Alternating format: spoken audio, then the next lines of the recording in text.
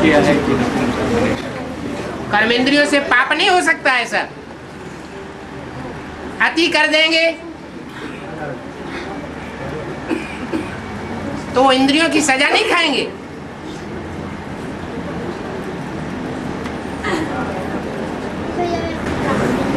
हाँ जो पुराना दुनिया जोर से बोलो। पुराना दुनिया जब बिना हाँ आत्मा तो फ्रीज हो जाती है। आत्मा फ्रीज नहीं होती। शरीर फ्रीज हो जाता हाँ जी। तो जो तो ये भी छोटा लड़का है बड़ा लड़का है जो भी जो एक ही वयस में दुनिया 1 सेकंड में चुटकी मारते फ्रीज नहीं हो जाएगी, धीरे धीरे होगा। एटम बम फटते जाएंगे देश देश में, शहर शहर में, और उसके फटाके से समंदर का पानी भाप बनके ऊपर उड़ेगा। ऊपर उड़ेगा तो लगातार बरसात होगी उस देश में। लगातार बरसात होगी तो मौसम ठंडा हो जाएगा। अब जब 0 तापमान होगा तो चारों तरफ क्या हो जाएगी? बर्फ ही बर्फ हो जाएगी। जब शुरू होंगे सत्ययुग, जब शुरू होंगे वो सतयुग कब से शुरू होगा? एकदम शुरू होगा क्या कि धीरे धीरे शुरू होगा? धीरे धीरे शुरू होगा। कृष्ण का जन्म हुआ माना सतयुग शुरू हुआ। फ्रीज होने वाली आत्माओं की भी शुरुआत। मूली में आज ने कहा है परमात्मा से देवात्मा कृष्ण वाली कृष्ण राधा कृष्ण का जन्म होता है, उसको देवात्मा कहते हैं। लेकिन कृष्ण का जैसे बच्चा, परमात्मा का जब बच्चा होता है राधा कृष्ण, तो उसको पुरुषार्थ करना पड़ता है सतयुग में ना। वो 2018 से बाद उसके बाद पुरुषार्थ करना पड़ेगा। पुरुषार्थ वो करेगा जिसे आत्मा की डिटेल का पता हो। आत्मा की बायोग्राफी का पता हो। जिसको आत्मा की बायोग्राफी का ही पता नहीं, उसको परमात्मा का पता है? उसको परमात्मा बाप का ही पता नहीं, पुरुषार्थ क्या करेगा? गीता बुद्धि भगवान का तो पता हो जाएगा, 1 सेकंड में भगवान होगा। हाँ, जिसको पता हो जाएगा वही पुरुषार्थ करेगा। राधा कृष्ण जैसे बच्चे जो जन्म लेने वाले होंगे, उनका जो पुरुषार्थ होना था सो हो गया। 4 बार खाल जब पलटना है ना, बस सबक मिसाल 4 बार खाल पलटता है ना, चेंज करता। और जो राधा कृष्ण का ऐसे में भी होगा पुरुषार्थ करने के, पुरुषार्थ नहीं होगा। उनकी खाल कहाँ है जो पलट जाएगी? मेरा कंचन का जैसे होगा रिजुविनेशन। अरे उनका काया ही नहीं है तो रिजुविनेशन कहाँ से होगा?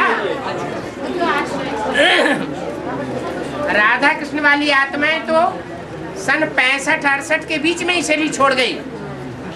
उनकी कंचन काया होने का सवाल ही नहीं।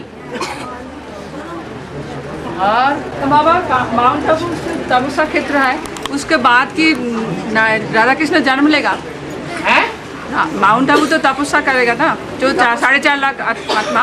अरे तपस्या किनको करनी पड़ेगी? जिन्होंने पाप किए होंगे उनको तपस्या करनी पड़ेगी, या जिन्होंने पाप किए ही नहीं उनको तपस्या करनी पड़ेगी? उसके बाद की जन्म लेगा ना, उसके आगे ही जन्म होगा। तपस्या तो वो करेंगे लंबे समय तक जिन्होंने पाप किए हैं ज्ञान में आने के बाद। 100 गुना आत्मा के ऊपर पाप का बोझा चढ़ा है। ये नहीं पूछ रहा है, बोल रहा है 18 साल के बाद, मतलब 18 साल तो कृष्ण जन्म लेगा। उसका पहले मतलब माउंट आबू में जो तपस्या भूमि है, तो कृष्ण जन्म का पहले क्या तपस्या भूमि होगा ना, कृष्ण जन्म लेने का बाद में होगा? पहले भी तपस्या भूमि होगा और बाद में भी तपस्या भूमि होगा। जन्म कहाँ होगा? जन्म कहाँ मालूम नहीं? जमुना का कंठ है, भूल गए। और इसका मतलब 2000 के 30 तक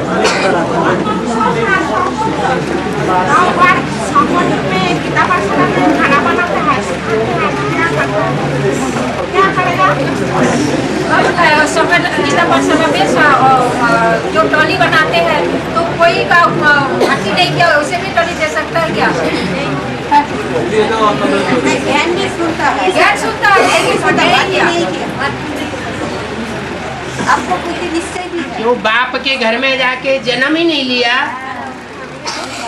तो बच्चा कहाँ से बन गया?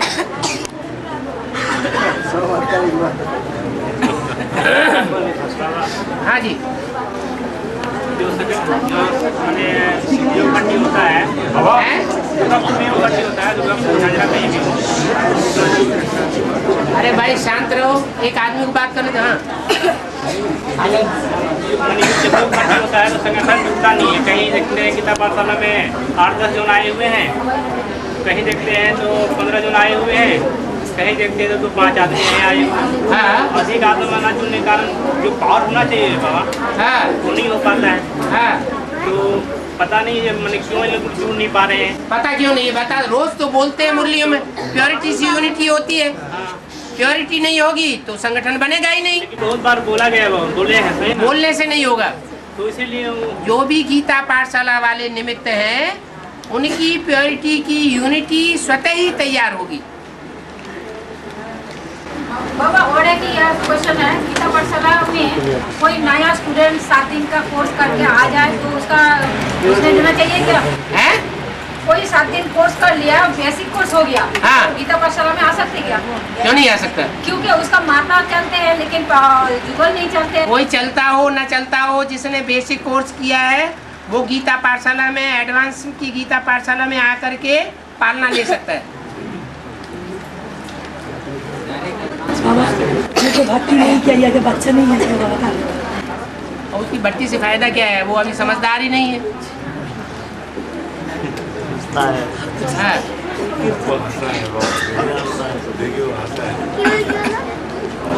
हाँ जी, मस्त तो चांद तारा है और मुसलमान को धर्मों का निशानी है चांद तारा और कम्युनिस्ट को पार्टी को निशानी में है चांद तारा। इसका मतलब क्या है?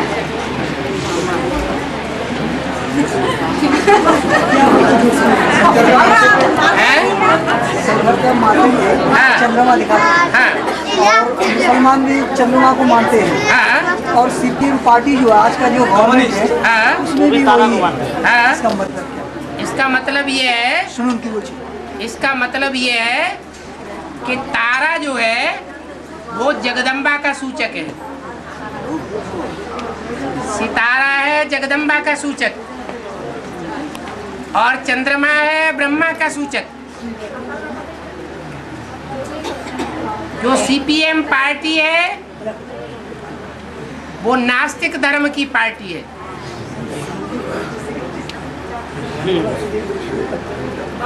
कम्युनिस्ट पार्टी ऑफ मार्क्सवाद। पूरी होने दो बात। वो नास्तिक धर्म है और नास्तिकता से होता है विनाश। जो किसी को साकार में भगवान नहीं मानता उसको कहते हैं नास्तिक। तो दुनिया का सबसे बड़ा नास्तिक कौन हुआ है? दुनिया का सबसे बड़ा नास्तिक कौन हुआ है? जो साकार में किसी को भगवान नहीं मानता।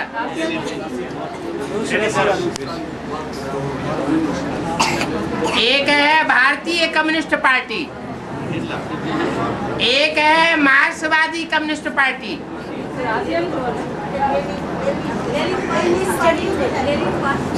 जो मार्क्सवादी है वो टोटल नास्तिक है और जो भारतीय कम्युनिस्ट पार्टी है वो थोड़ा थोड़ा कभी न कभी माना है साकार में भगवान का। जैसे ब्रह्मा की सोल ने यज्ञ के आदि में कोई के डायरेक्शन पर चला, जब झगड़ा हो गया तो खुद भगवान साकार में बन के बैठ गया। ऐसे ही वो हो गई भारतीय कम्युनिस्ट पार्टी। और रामवाली सोल टोटल नास्तिक। वो दुनिया में किसी को साकार में भगवान नहीं मानती। कोई को मानती हो तो बताओ। है? नहीं मानते? बोलो। अच्छा रुको, सारी दुनिया का बीज कौन है? सारी दुनिया का बीज कौन है? तो जो नास्तिक से नास्तिक दुनिया में भरे पड़े हैं उनका बीज कौन है?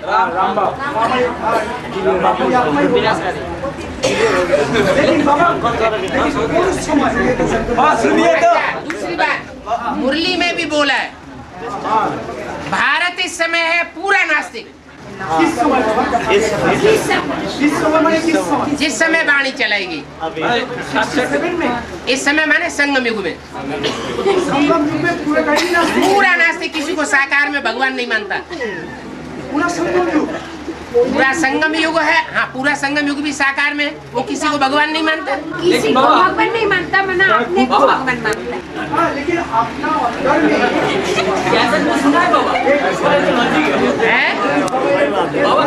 एक आदमी बोलो ना, है?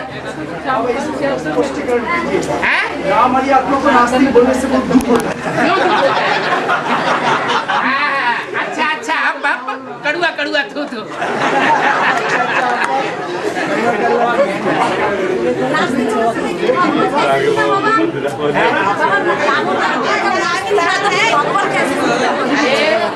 वो असुरों का भी बाप है, वो देवताओं का भी बाप है।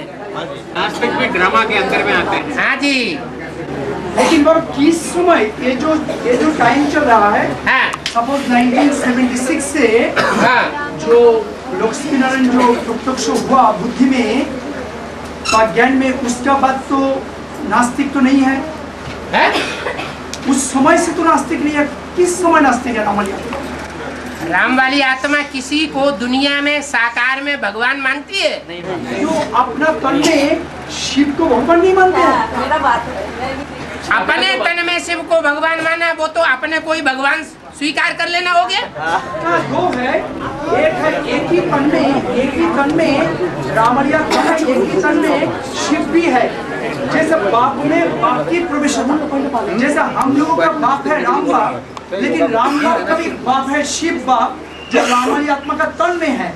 तो रामाली आत्मा ज्ञानी तो आत्माओं में सर्वश्रेष्ठ आत्मा है, तो उनको ये ज्ञान नहीं है जो मेरा तन में शिव प्रवेश करके शिव बाबा बनकर बैठा हुआ है, ये ज्ञान नहीं है रामाली आत्मा। अगर वो ये स्वीकार करता है, स्वीकार नहीं करता है, अगर वो ये स्वीकार करता है कि मेरे अंदर शिव भगवान है, तो शिवो हम है कि नहीं है? और जो अपनों को शिवो हम कहलाते हैं वो हिरण्यकश्यप है या नहीं है?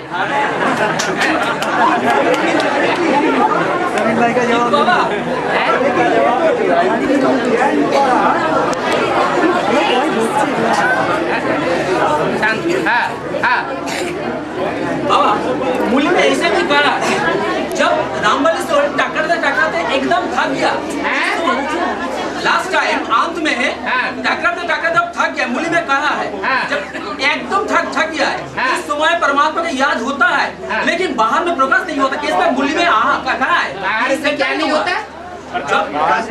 लास्ट टाइम टकराते रामबली सोल एकदम थक गया, उस समय सोचा है रामबली सोल मेरा द्वारा कुछ नहीं होगा, लेकिन परमपिता ऐसा भी सोचा है, लेकिन बाहर से मानते नहीं है। ऐसा मूल्य में आए सेंटर में क्या नहीं मानता? रामबली सोल ऐसा बोला है, जब युद्ध करते टकराते लास्ट टाइम में एकदम गिर पड़ता है, उस समय परमात्मा का याद होता है। एक ही सोल है, कोई उद्धार कर नहीं सकता। जो बहुत युद्ध करते रावण तो वो तेजी आत्मा है ना, इसे लास्ट टाइम में उसका याद होता है, लेकिन बाहर में प्रकाश नहीं करता।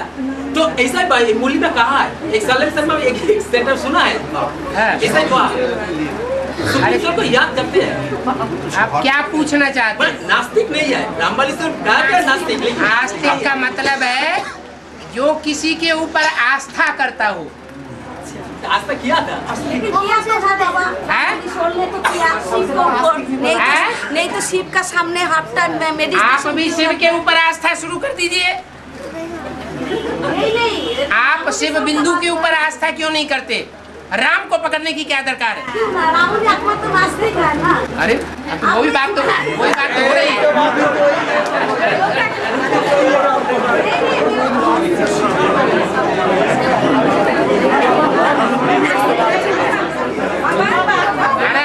हाँ जी, अब माता जी को बोल लेने दो। हाँ। एक मिनट। हाँ। ये माता বা বই আপনাকে বাবাকে খুব বাড়িতে ইয়াদ করছে বা দিদা পাঠশালায় যাচ্ছে, ভালো বেশ সুন্দর কাজে যাচ্ছে, অথচ সে কম্পিলে বাবার কাছে যায়নি খাটি করতে। তাহলে সেই আত্মা কি গীতা পাঠশালায় যে সাইনের খাতাটাতে তার নাম লেখা হয় সেটি লিখতে পারবে না তার জন্য একটা অন্য আলাদা খাতা করা হবে? जो क्लास करने जाते हैं गीता पाठशाला में, हाँ जी, लेकिन भर्ती नहीं किया, हाँ जी, तो उन्होंने क्लास का रजिस्टर में साइन कर सकता है या हाँ, कर सकता है सभी के साथ? हाँ, भर्ती नहीं किया है तो भी साइन कर सकता है। सिर्फ जिसने भर्ती नहीं किया है अथवा रेगुलर संगठन क्लास में भी नहीं आता है तो उसको बाबा के क्लास में नहीं बैठने देना।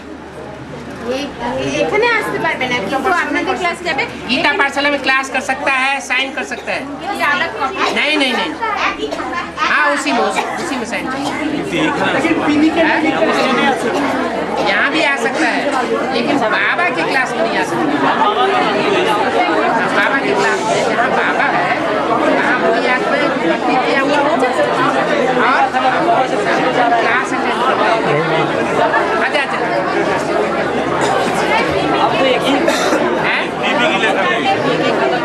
भर्ती करेगा, बाप का बच्चा बनेगा तभी तो पीबी के हुआ। बाप के घर में पैदा ही नहीं हुआ तो पीबी के कैसे हो गया? लिख सकता है, साइन कर सकता है। बाकी बांधेली माताओं की बात अलग है।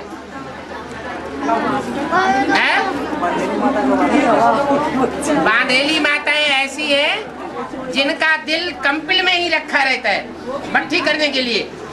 वो 7 दिन उनका दिल नहीं रहता है, वो लगातार उनका दिल वहीं रखा हुआ है। इसलिए उनको ये नहीं कहा जा सकता वो बाप के बच्चे नहीं बने।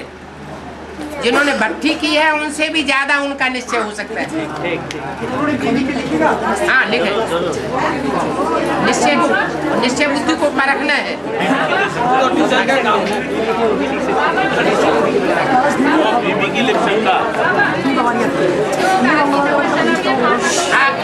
शांत। हाँ जी, ज्यादा से ज्यादा मंदिर वाला आती है, भाई लोग होते हैं वो बंधन डालते हैं।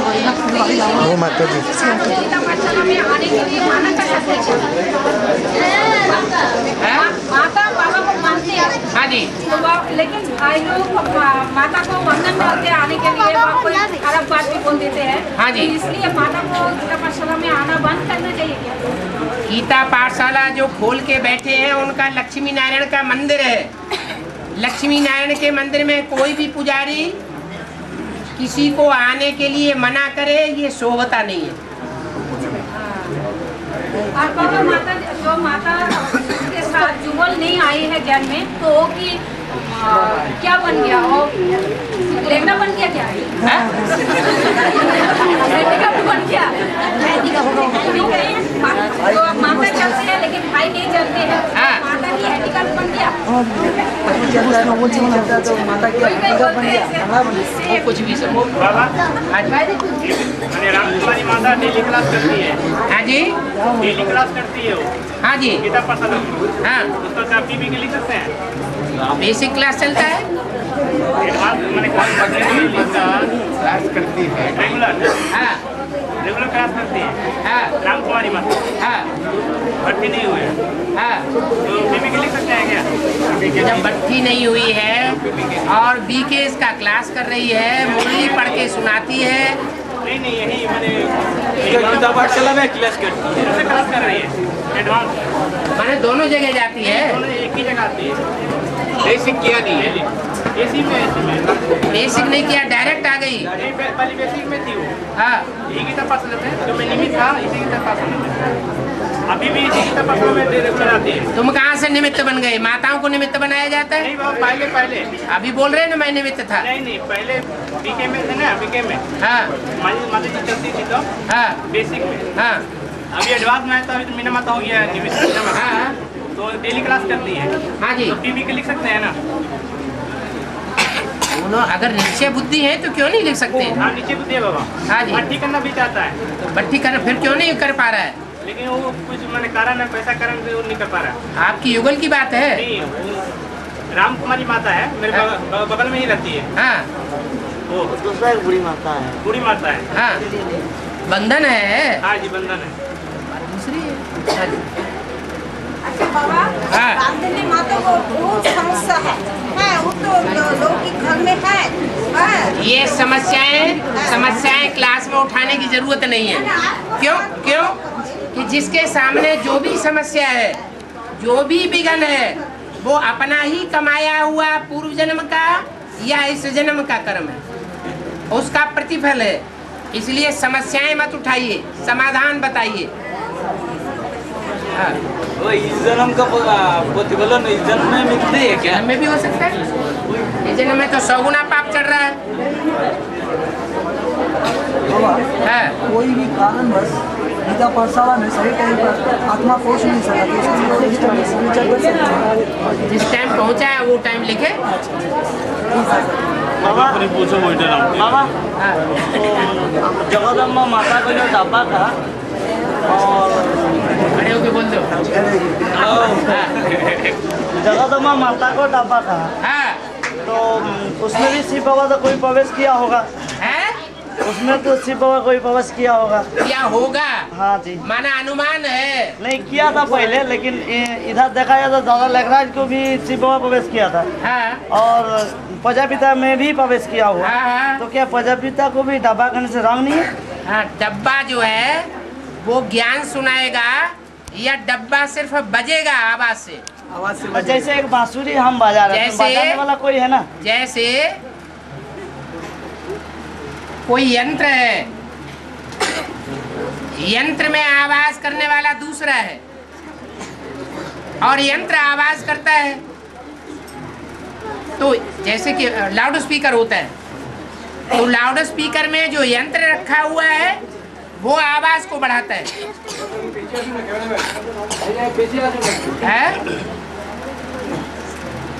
उसमें कनेक्शन दिया जाता है पावर का, तो आवाज बढ़ जाती है।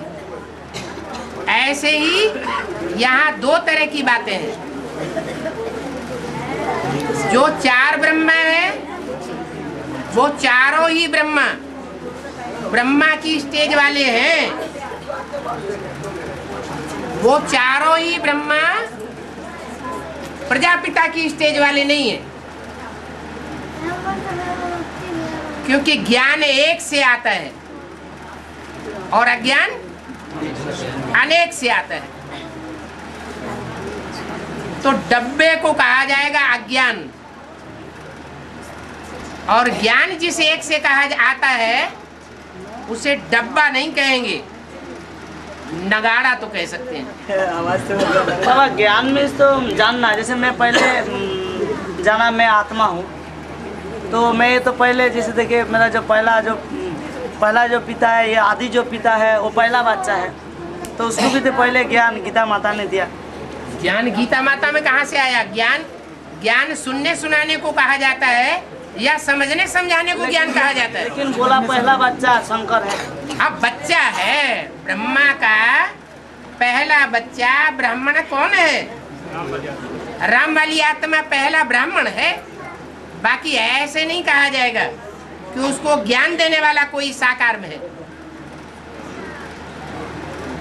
क्योंकि समझने समझाने को ज्ञान कहा जाता है, सुनने सुनाने को ज्ञान नहीं कहा जाता। भक्ति मार्ग में होता है सुनना सुनाना, और ज्ञान में होता है समझना और समझाना। हाँ। प्रिंस से नारायण और नर से नारायण होना एक ही बात कैसे है बाबा? है? प्रिंस से नारायण और नर से नारायण होना दोनों ही 16 कला संपूर्ण।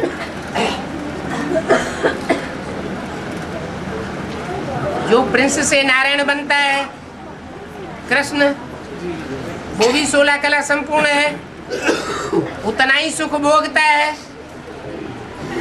और जो नर से डायरेक्ट नारायण बनता है तो 16 प्लस होगा। वो भी उतना ही सुख 84 जन्मों में भोगता है, लेकिन संगम युग में प्लस में हो जाता है, अतीन्द्रिय सुख भोगता है। वो अतीन्द्रिय सुख राधा कृष्ण वाली आत्माएं नहीं भोगती, वो दृष्टि का सुख भोगती है। इतनी देर से दृष्टि लेते रहे, मिले ही नहीं अभी तक। अरे ये दृष्टि लेना ही